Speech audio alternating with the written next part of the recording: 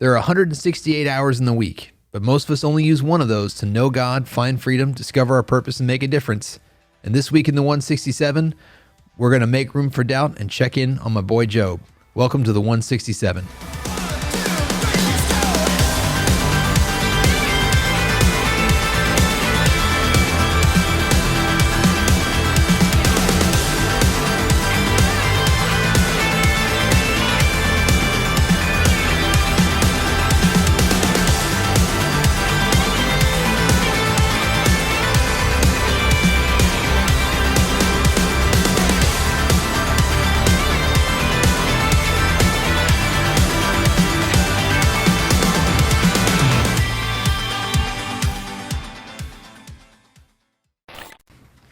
Hey, welcome back to the 167, and we are here talking about Easter.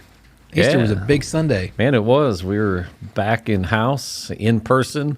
It was a full house. We had lots of folks with us, cracked the 1,000 mark. Yeah, it was great to see you guys back, all the people that came back and shared Easter with us live and in person, and even the people that were joining us online. Yep, we had a fabulous Easter celebration.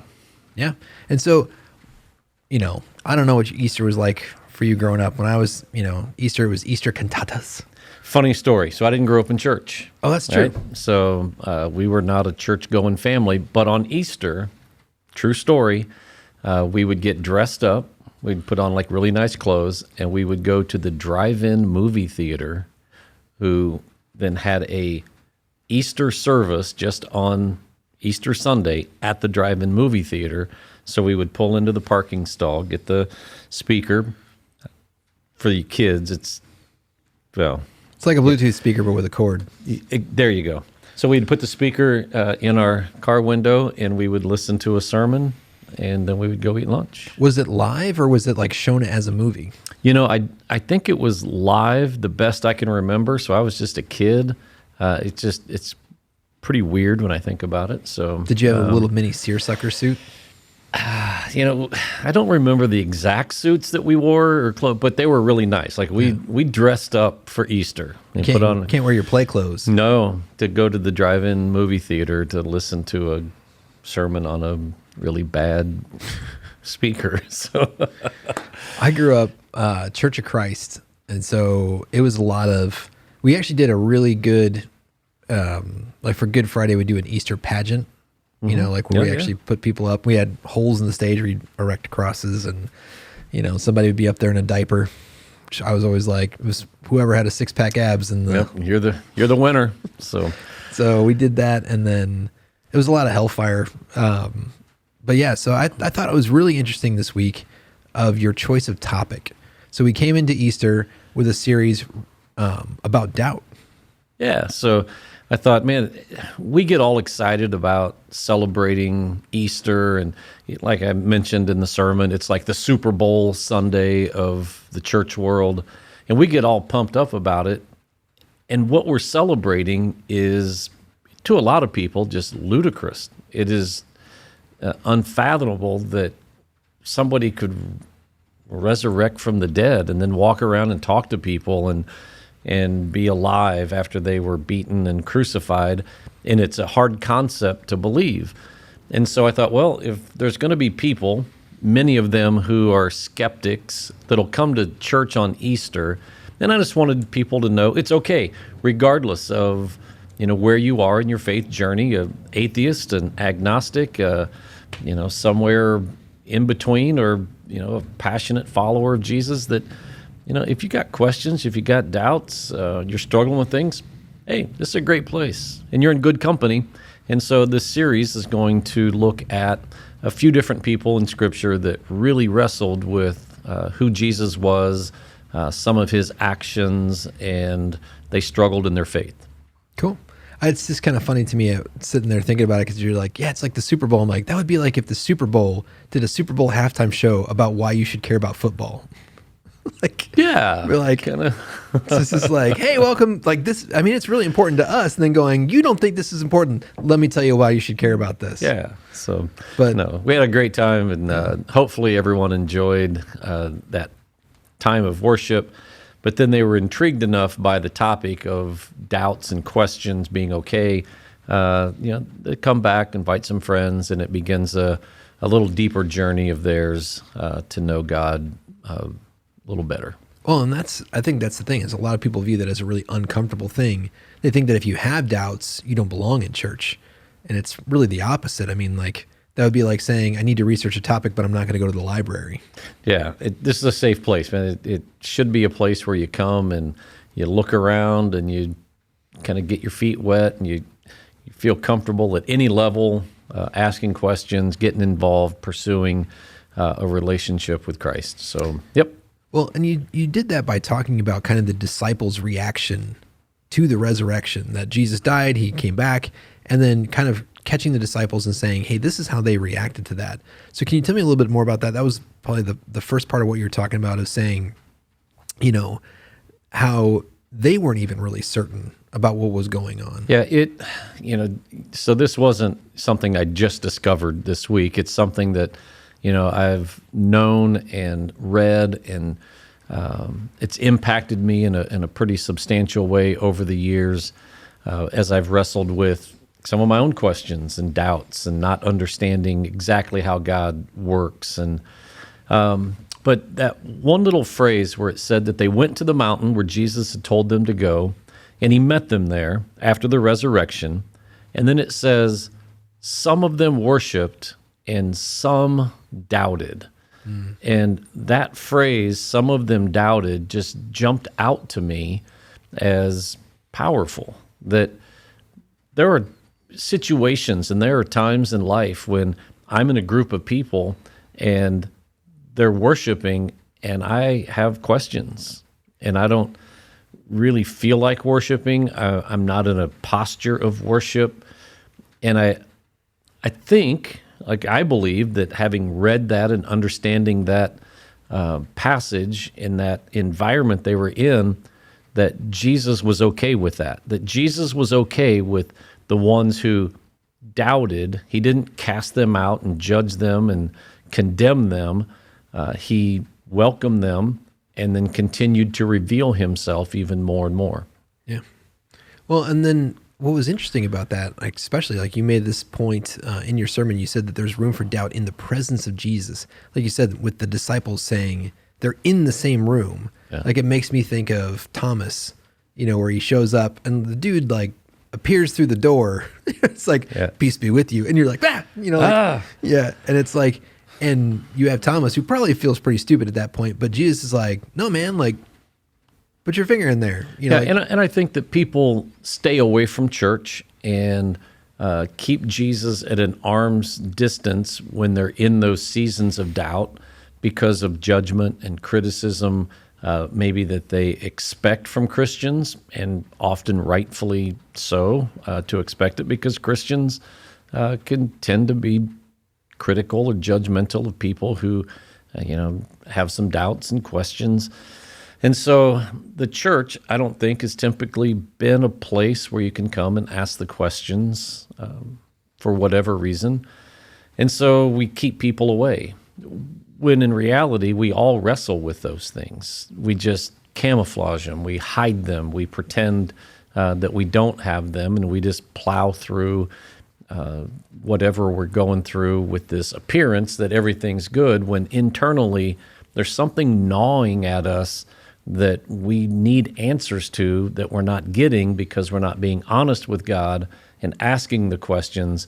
And so we just pretend, or, the word that I use oftentimes is we become posers in the church, and we're pretending to be something and we're not. Why do you think, what is it that you think that Christians are so scared of when it comes to doubt? I think it's just been so ingrained that we're supposed to have this faith and walk by faith and live by faith and exhibit faith, and all those things are absolutely true. That should be the primary characteristic of our life, that we live and move and talk in faith. But there are times when we just wrestle with that, and we're in a place where we don't see what's happening, and we're not full of faith, and we feel less than, or we feel like we're not good Christians if we have doubt. And so We don't want to, look bad. We don't want to portray something in a negative light. And so we don't feel like we can share those doubts with people. So kind of fear of being ostracized by the community, like people will look down on us. I just think about in my own life, I feel like I think you and I have spoken enough to say, like, I think we've both gone through those questions. I mean, I don't think that you can seriously take your faith seriously without really wrestling with deep questions. But I always feel like, and sense that there's this fear that if there's one small hole in the armor, that the whole thing comes, it's just like, if I doubt God on one issue, I'm going to lose my whole faith. Yeah. And, I don't think that's true, but I think the enemy wants us to believe that it's true. When what I believe is true is that little chink in the armor, that little hole, that's an area that we become susceptible to attack. What we need to be doing is addressing that, fixing that hole, making sure that it's, taken care of and our armor is solid. And if that means we got to ask some questions and dig deeper and expose some things in our own lives and, dig deep to get that fixed, then that's what we should do. But the easy thing to do is just bypass it and pretend we don't have it and just keep moving, which ultimately makes us more vulnerable and susceptible to attack and failure and defeat. Oh yeah. I mean, that's like I said, if there was you said like a chink in the armor, or like if we're a machine, if there's one little bug and we just go, no, I always think about my car where like the check engine light comes on and my response is to turn the radio up louder. Yeah. It's just one light, let's pretend it's not there. And I'm not going to ask any questions. But then that thing starts setting off it starts overheating the engine, which then does this and then and then it ends up being something huge. Exactly. But one of the things that you said in your message that was striking, because it seems to go to this point where it's kind of this false dichotomy of, I have to put blinders on to everything in my life and just go, it's just faith, it's just faith, it's just faith. It's like, I'm a bad person if I doubt anything about God. And then the other choice of, well, this whole thing just felt, like, I don't believe in God. God's not just, he's not a good God. And so there's this false dichotomy that bridge is so short, like it's just one thing away. Because you said something in your message, you said that you should worship, like even in the presence of doubt, even in the, in the midst of being in doubt, that we should worship God and that should be our response.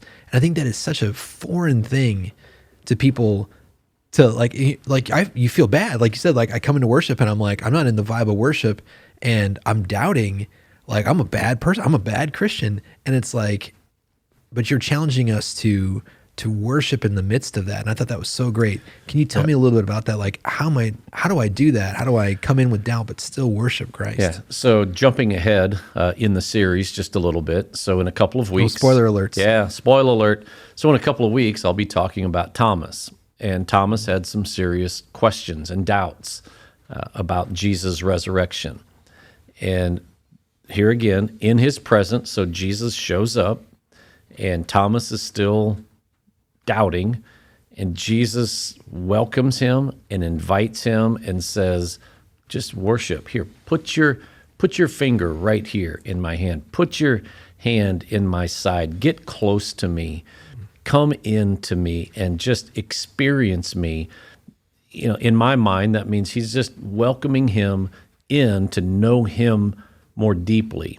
We would call that having a moment of worship, of ascribing worth and value to Jesus. And Thomas, who was skeptical, now becomes like a believer because he came close to God. He worshiped him. And then, he had a very passionate proclamation in that encounter that we'll talk about in the message in a couple of weeks. But I think our response in the midst of doubts is either to run completely away and discredit everything about God, or to run towards him, lean into him, and worship, because we're in that in-between space. We have some belief and some unbelief.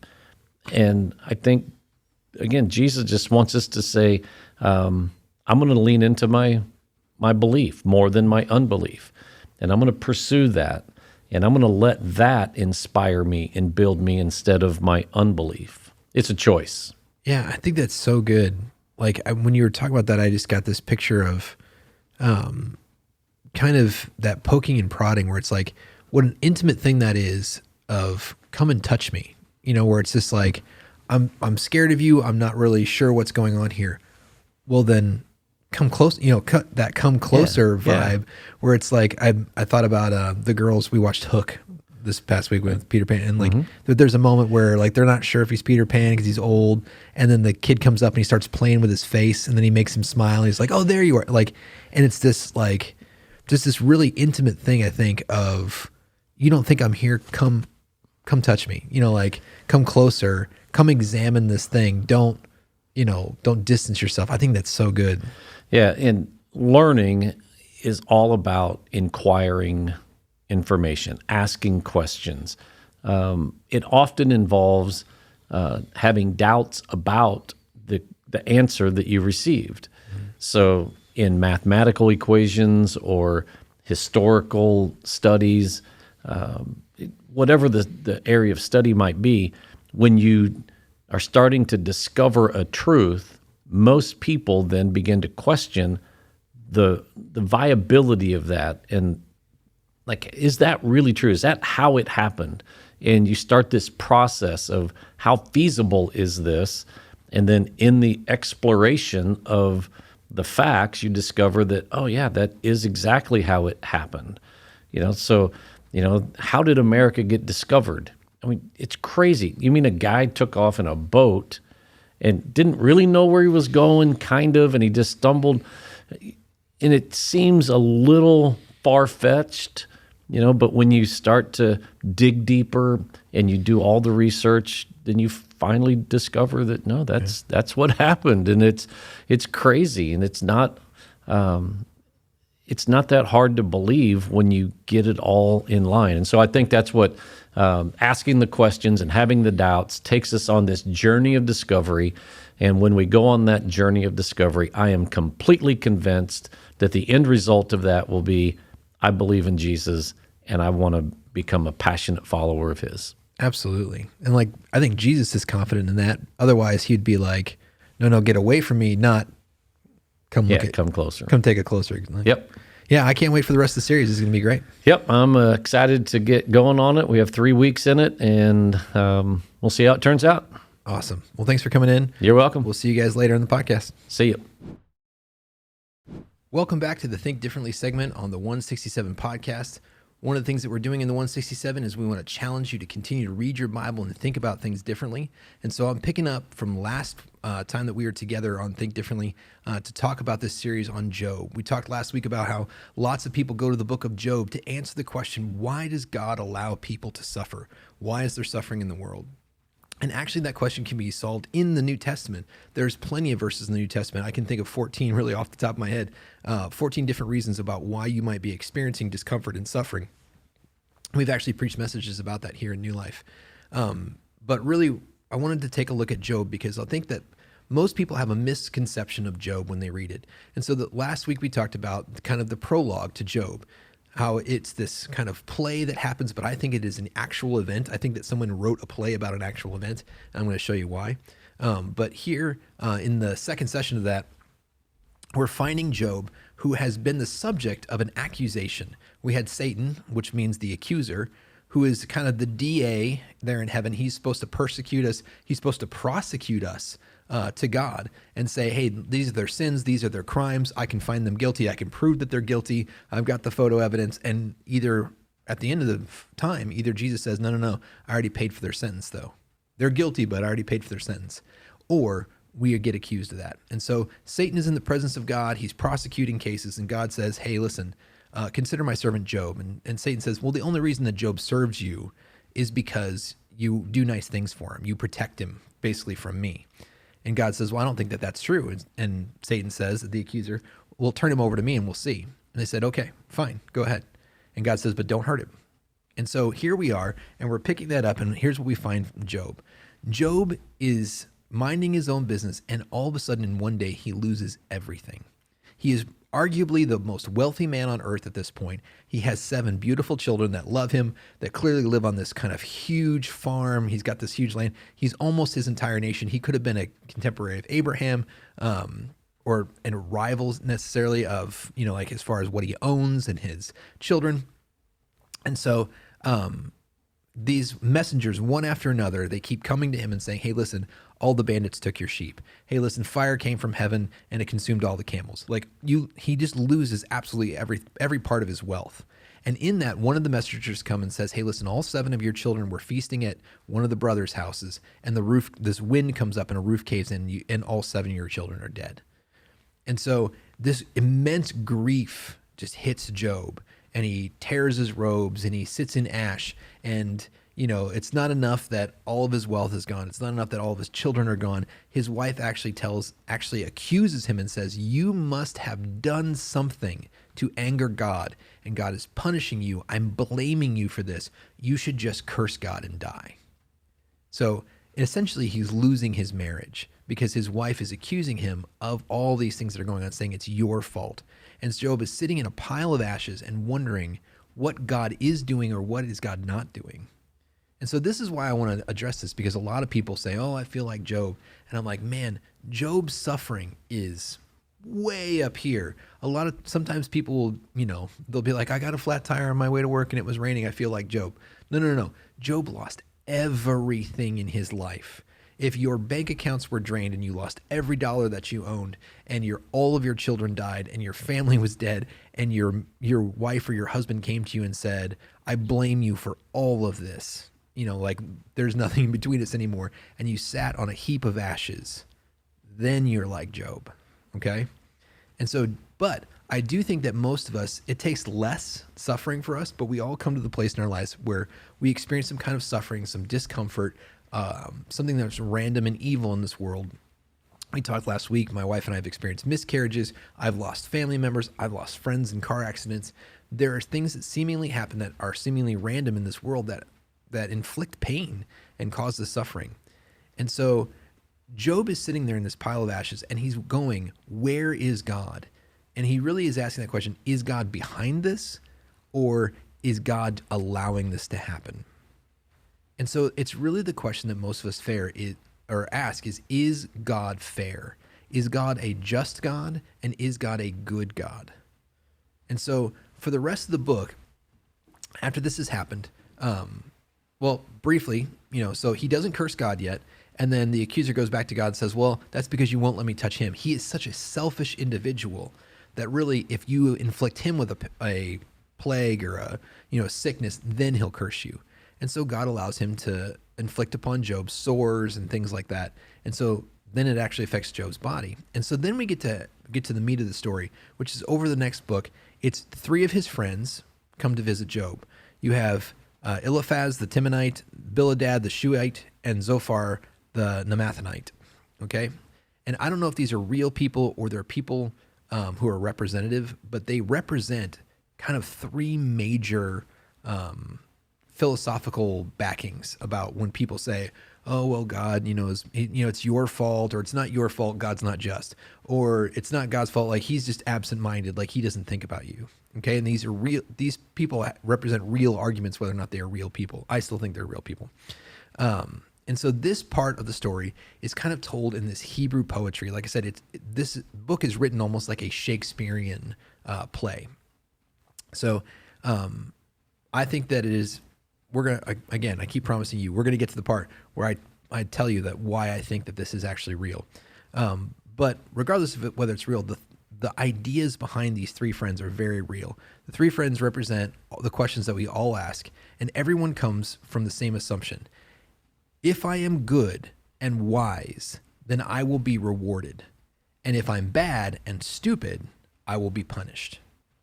Like, that's the case that each one of them is making. In fact, Jesus teaches us in Matthew 5 that this is not going to be the case. He says, you have heard it said, love your neighbor and hate your enemy. But I tell you, love your enemies and pray for those who persecute you, that you may be children of your Father in heaven. He causes the sun to rise on the evil and the good and sends rain on the righteous and the people loved rain, like it made their crops grow. So he's saying he blesses the land. He rains on the land of the righteous and the unrighteous. If you love those who love you, what reward will you get in that? Are not even the tax collectors doing that? If you are great only your own people, if you greet only your own people, what are you doing far more than others? Do even the pagans do that? Of course they do. Be perfect, therefore, as your heavenly Father is perfect. So people say all the time that God is different between the Old Testament and the New Testament. And here's one of the oldest stories in the Bible teaching us the exact same thing that Jesus is teaching us in the New Testament. Because what people have is they have this idea of justice God in the Old Testament and grace God in the New Testament. And so they think, well, in the Old Testament, you just kind of got what you deserved. It was eye for an eye. If you did something bad, God punished you.